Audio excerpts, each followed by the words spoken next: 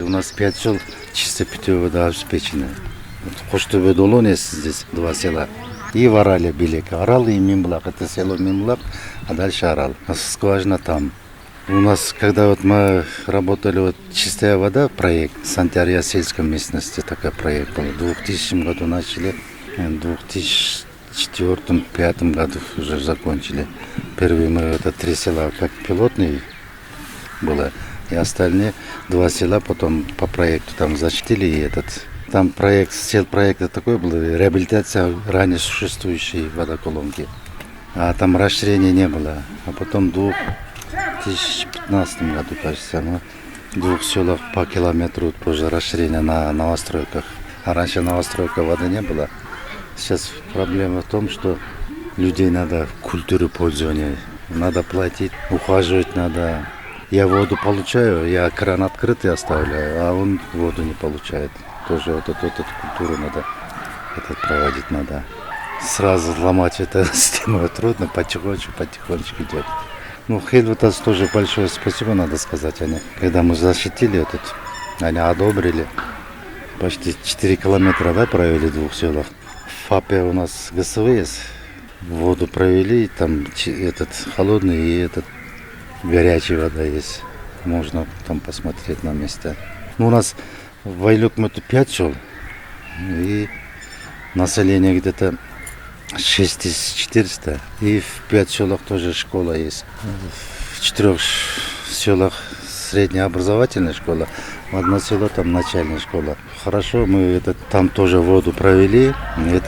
Воду мы как коммунальный слуги бюджет Айлюкмета платит. Мы финансируем. И там из-за чистой воды там во всех школах горячее питание организовано где-то 525 учеников. До этого у нас в 2 селах Коштубе вообще воды не было. 3 села Орал, Минблак, Сардюбе, скважина в Орале. Они питались, но они тоже в разрушенном состоянии были. Из-за этой со старой системы воду пили. Они вообще в аварийном состоянии. Когда 2 села, что примечательно, они хорошо пользуются водой. Потому что у них раньше воды же не было. А в 2 селах, 3 селах они же пользовались. И хозяйский подход чуть-чуть не хватает. Потому что они же привыкли. 3 села через колонку там со старой пили. А в 2 селах там ручеек было. Привозили воду, пили. У нас в селе Сардюбе носитель брюшного тифа был. Через 2-3 года вспышку она давала. Как воду построили, уже нету, этой проблемы нету. Опасной же болезни. Как воду провели, забыли.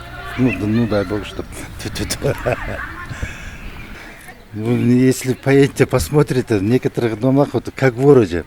Аристом поставили горячая вода, холодная вода, автомат, как в городе нормальная. Когда обстоятельства сложные, мы заранее там объявление выносим. Через Айлбаши, через СОПы, через правление, а потом день назначаем. У нас, кстати, 2 клуба есть, в Сардюбе большой клуб есть, для села хоть нормальный, и в Орале тоже. И там обсуждение выносим повестка дня, там заранее они знают. Приходите, там один человек, как его сейчас модно, Модератор.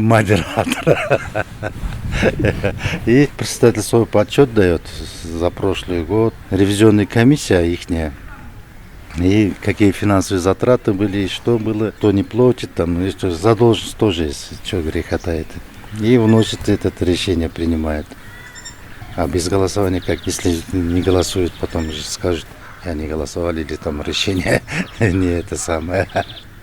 Мы где-то в июне месяце проект бюджета на следующий год обсуждение выносим. А где-то в феврале месяце следующего года, за прошлый год общественное слушание проводим по бюджету. Хельватас, когда работали, они много чего помогли. Хорошо, там людей обучали, как проблемы надо выявить. Проблема, когда на собрании каждое село свою проблему выносит. А потом из 5 сел собираем людей. И это обсуждаем. Это первая проблема и вторая проблема. И они голосуют. Какой проблема больше голос получается, значит, это большая первая проблема. Мы, если возможность будет, через бюджет наш или по проектам это работу. Когда Хилватас работали, тоже каждом селе инициативную группу создавали. И они там собрания провели, и каждое село свою проблему уносили.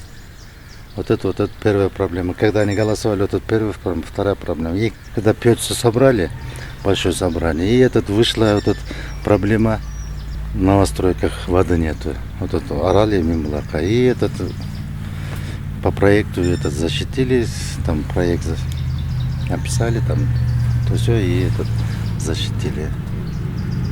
А какие еще проблемы? Проблема детсад сейчас большая проблема. У нас 5 селах, в одном селе нету детского сада. Вот это большая проблема. Ну, и в селе Мимлак, в этом селе ФАПа нету. Старая школа была, здание освободилось. Мы хотим здание на детсад перепрофилировать делать. Если в одном селе было бы детсад, сейчас у всех транспорт, можно было с Мимлака Сардебе детей отвезти на детсад. По проекту 180 часов школа детсад.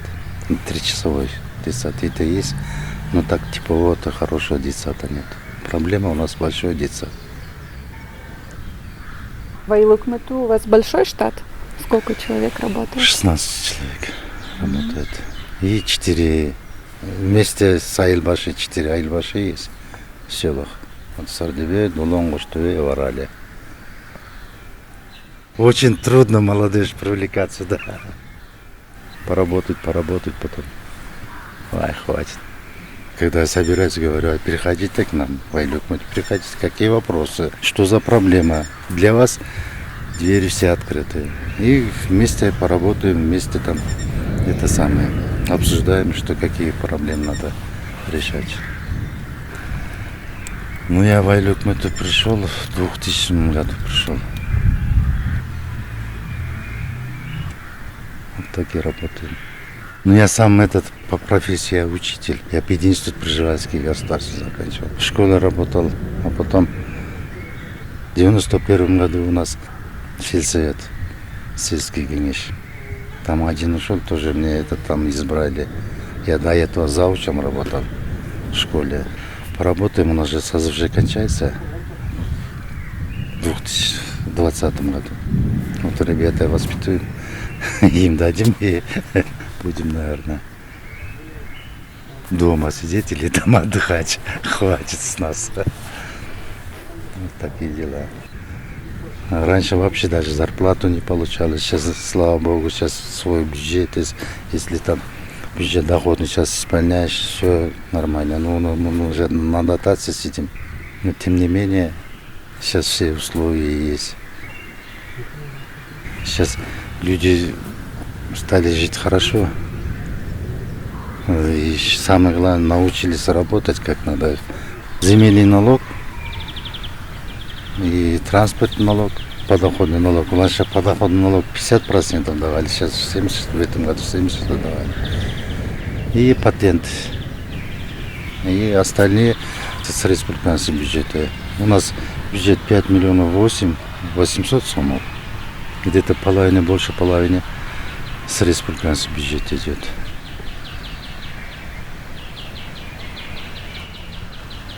Четыре библиотеки есть, 2 клуба есть, вот это мы содержим. И школу содержим, коммунальные услуги, электроэнергия и уголь. Мы покупаем где-то около 1 миллиона сомов туда и входит. И воду там в школах мы через наш бюджет оплачиваем. Коммунальные услуги вообще за счет местного бюджета идет. А так эту работу в основном мы через проекты делаем, а сам с бюджетом ничего не можем делать, потому что у нас бюджет ограниченный. Вам холодно?